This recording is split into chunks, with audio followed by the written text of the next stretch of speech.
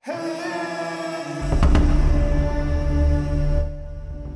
banget teman-teman langkah yang dilakukan oleh Irene Sukandar saat melawan Grandmaster Woman Malaysia, Putri Zahara, final catur SEA Games Vietnam 2002. Dia kalah kualitas perwira, tetapi dia perlahan merubah keadaan teman-teman.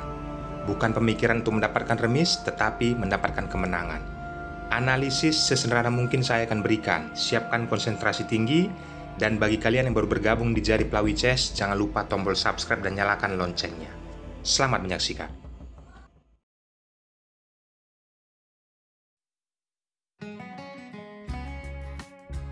Di sini Irene Sukandar memegang buah putih dan memulai dengan pion E2 langkah. Putri Zahra mulai pion D2 langkah mengajak pertukaran. Terjadi pertahanan Skandinavia di papan, teman-teman. Lihat bagaimana Irene memakan pion. Hal ini sering terjadi pada saat kita bermain catur, teman-teman. Putih menaikkan kuda, biasanya menteri ke D8 pulang kampung, tetapi di sini Putri Zahra memindahkan ke A5. Selanjutnya, Irene menaikkan pion D2 langkah dan hitam menaikkan pion C1 langkah, persiapan untuk menteri nantinya bisa menempatkan ke C7. Setelah putih gajah C4, hitam gajah F5. Next, putih kuda F3, persiapan jelas ya untuk rokade sayap raja. Lalu hitam menaikkan pion E1 langkah, persiapan untuk petak gajah hitam bisa keluar. Setelah putih gajah D2 mengepin posisi menteri, tentu saja di sini hitam menurunkan menterinya ke C7. Irene menaikkan menteri ke E2. Kelihatan masih membingungkan untuk hitam, apakah putih rokade sayap raja atau rokade sayap menteri. Dan di sini hitam menaikkan kuda ke F6, lalu putih kuda E5.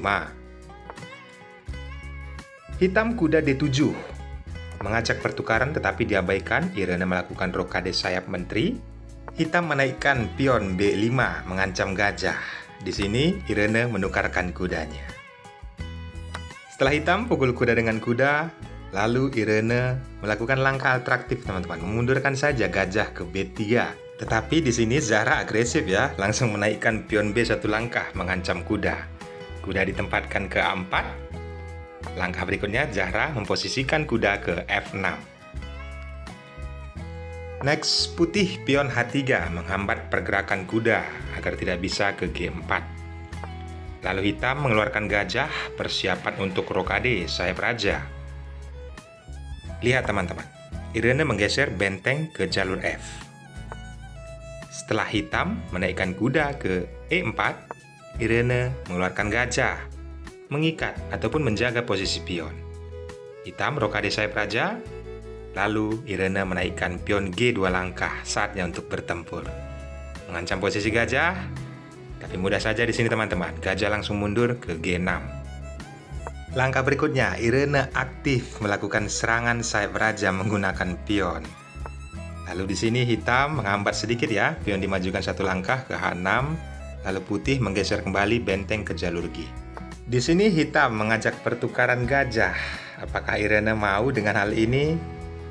Yaps teman-teman, dia menaikkan menteri saja ke F3, membiarkan gajah setelah dipukul dan kondisi skak, maka gajah dipukul dengan menteri. Langkah berikutnya teman-teman, hitam menempatkan menteri ke H2 mengancam posisi pion yang ada di H4. Apa balasannya? Mudah saja, dinaikkan pion tersebut satu langkah dan kembali mengancam gajah, gajah mundur ke H7. Lalu pion dinaikkan mengancam posisi kuda dan Zahra membiarkan kuda tersebut. Dia mengajak pertukaran menteri teman-teman. Menteri ke F2. Irene menolak. Menteri ditempatkan ke F4.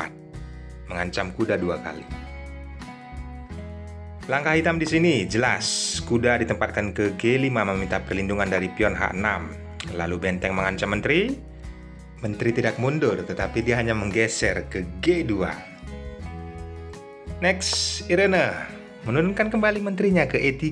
Di sini ada langkah tempo, teman-teman. Bila kita memperhatikan setelah benteng ditempatkan ke D8 yang dilakukan oleh Zahra, Irene mulai menaikkan kuda ke C5. Sangat tidak jelas kondisi menteri, maka Zahra menaikkan ataupun memindahkan menteri ke G3. Lalu putih menumpuk benteng di jalur E dengan menteri, lalu kuda ditempatkan ke H3. Di sini teman-teman, benteng diposisikan ke H1 ya, mengancam posisi kuda, lalu hitam menggeser bentengnya ke jalur E. Sedikit ada kesalahan yang dilakukan oleh Irene, tetapi hal ini positif. Setelah kuda ke B7 mengancam benteng, benteng naik satu langkah, mengancam posisi kuda kembali. Dan kuda ditempatkan ke A5, mengincar pion.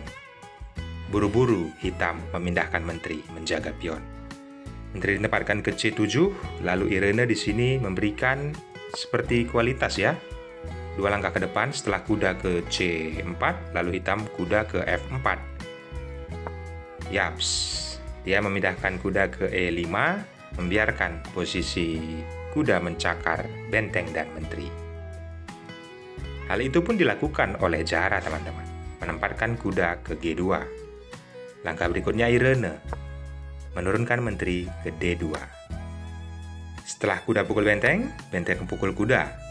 Lalu hitam tidak menjaga ya posisi pion yang ada di B4, melainkan memundurkan, tidak mau pertukaran perwira terjadi lagi. Jelas di sini Irene mengambil pion tersebut dengan menteri. Pion F dinaikkan satu langkah, mengancam posisi kuda. Irene mudah saja langsung mengajak pertukaran. Yaps, disambut oleh hitam, karena pemikiran hitam di sini teman-teman, dia sudah menang kualitas gajah dan benteng. Setelah hitam, menteri mensekak ya posisi raja, dan Irene mengajak pertukaran. Tetapi hitam memukul pion, mendapatkan satu pion ya. Terjadi pertukaran menteri, lalu benteng pukul menteri, Irene sudah kalah kualitas. Apa langkah berikutnya teman-teman? Kita harus ambil ilmunya teman-teman. Kalah kualitas perwira, tetapi Irene bisa merubah keadaan. Setelah hitam benteng D6, di sini dia menaikkan pion F1 langkah. Yuk kita lanjut teman-teman. Zahra menggeser raja ke F8. Lalu Irene menaikkan benteng ke E4. Yaps, hitam mengajak pertukaran pion. Irene mengabaikannya. Terlihat posisi pion sudah tertutup ya. Lalu hitam mencoba aktif menaikkan raja. Kali ini putih menggeser benteng ke jalur A, mengincar pion A7. Pion tersebut dijaga oleh benteng. Kemudian Irene menempatkan benteng ke A6, mengancam pion yang ada di C6. Yaps, tepat sekali langkah hitam, menjaga kedua pion. Putih mulai aktif, raja naik, setelah itu hitam benteng B8. Putih kembali menggeser raja ke C2, terlihat permainan tempo terjadi di sini. Kita mengajak pertukaran, dan itu diciptakan setelah pion pukul pion, maka hitam jelas menempatkan benteng ke H5. Akan mendapatkan pion tersebut, teman-teman. Tidak ada yang bisa melindungi pion yang ada di H5 tersebut, teman-teman. Maka putih naikkan gajah ke E6. Setelah benteng pukul pion, Irene mulai aktif ya, bermain pion agar bisa promosi. Pion ditempatkan ke B4, lalu benteng ditempatkan ke G5. Setelah itu, pion ditempatkan ke C4, jelas buru-buru untuk persiapan untuk promosi teman-teman. Yaps, hitam memukul pion, tetapi memang harus pertukaran ini terjadi. Sudah berimbang teman-teman, 2-4-5, 2-4. 5 melawan 4 pion, kita lihat siapa yang lebih unggul. Putih, pion B5, kali ini raja bergeser melindungi pion yang ada di C6. Tetapi kita berandai sementara teman-teman, ada langkah baik tadi yang dilakukan oleh hitam, apabila dia ke F5. Jelas di sini putih akan pukul pion dengan pion. Maka langkah hitam selanjutnya memukul pion tersebut dengan raja. Langkah promosi untuk pion E, F, dan G untuk hitam akan lebih menjanjikan. Tetapi Zahra tidak mengambil langkah itu. Kita kembali ke partai aslinya. Dia menggeser raja ke D6, melindungi pion yang ada di C6. Lalu putih naik raja C3, kali ini hitam pion F5. Langkah berikutnya Irene. Yes, luar biasa teman-teman. Apakah kalian tahu? Ya, jelas teman-teman. Kalian harus mengikuti langkah ini. Raja harus aktif. Setelah itu hitam juga menaikkan pion. Kini putih menaikkan pion dan mengancam raja skak. Raja ditempatkan ke D5. Setelah itu, pion mengancam benteng. Jelas, harus dipukul dengan pion. Dan pion dipukul oleh pion kembali juga mengancam benteng. Benteng bergeser, menghambat posisi pion agar tidak bisa promosi. Lalu raja mundur menjaga promosinya pion yang ada di E dan F oleh hitam. Hitam tidak peduli teman-teman. Dia menaikkan pion E, agresif untuk pionnya bisa promosi. Lalu putih menaikkan pion A 2 langkah dan hitam menaikkan pion F 1 langkah. Raja buru-buru menjaga, turun ke D2. Lalu hitam menaikkan raja ke D4. Lagi-lagi putih menaikkan pion A dan hitam menaikkan pion E, skak. Raja ditempatkan ke E1. Mana yang lebih unggul teman-teman dengan kondisi seperti ini? Yaps, hitam 1 langkah lagi akan promosi pion E-nya. Lalu putih langkah sangat cerdas, benteng ke A8. Yaps, hitam menjaga posisi pion dengan benteng. Kali ini benteng mengancam posisi pion yang ada di F3. Raja ke E3. Apa yang bisa dilakukan oleh Irena dengan kondisi seperti ini? Apalagi setelah kita mengetahui 2 langkah ke depan ya. Teman-teman perhatikan setelah pion A naik 1 langkah, hitam menggeser benteng ke jalur D. Teman-teman, ada ancaman skakmat di D1. Kalian bisa push videonya, langkah terbaik oleh putih. Apa itu? Irene melakukan langkah apa? Yaps, harus diskak teman-teman.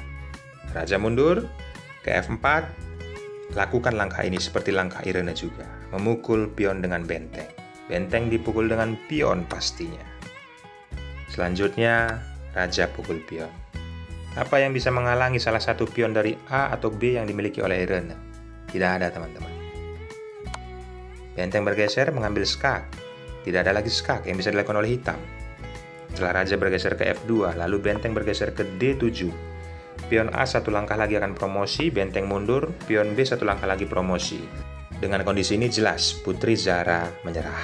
Ambil langkah brilian yang dilakukan oleh Irene ini teman-teman. Jadikan pelajaran penting. Dan jangan lupa juga dukung channel ini agar terus bisa berkembang, memberikan pertandingan yang berkelas, tentunya pecatur dunia bagi kalian. Jangan lupa subscribe dan nyalakan juga loncengnya. Akhir kata saya ucapkan thanks and God bless. Bye-bye.